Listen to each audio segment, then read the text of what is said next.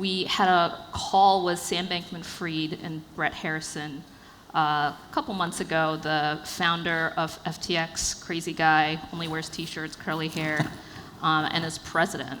And it was a very good client conversation. And this was one of the questions that came up because, you know, Bitcoin was advocated as this inflation hedge. But if you actually look at the correlations, both upside correlation and downside correlation, this simply hasn't occurred.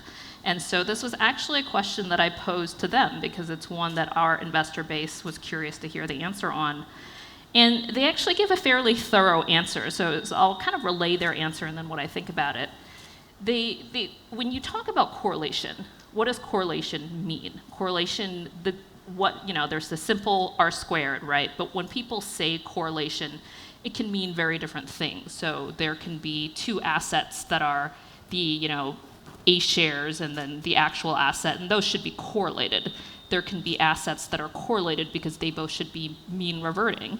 And then there's correlation that's extrinsic. And the example that Brett actually gave was, you have some portfolio manager, you have Jerry over here who, this would never happen because he's an excellent portfolio manager, but if you had some portfolio where there needs to be massive de-risking and degrossing, what do? You sell things to raise levels of cash, and so maybe that was long duration assets at some point in time, and so suddenly they became correlated to other things where the correlation didn't exist before. That extrinsic correlation happened, right? It happens during the pandemic. It happens when correlations go to 1, and their response on crypto was what we are seeing is this time period of extrinsic correlation caused by folks who had crypto, but who had other things, and ultimately it doesn't matter. When rates fall does what it does, everything is going to be thrown out.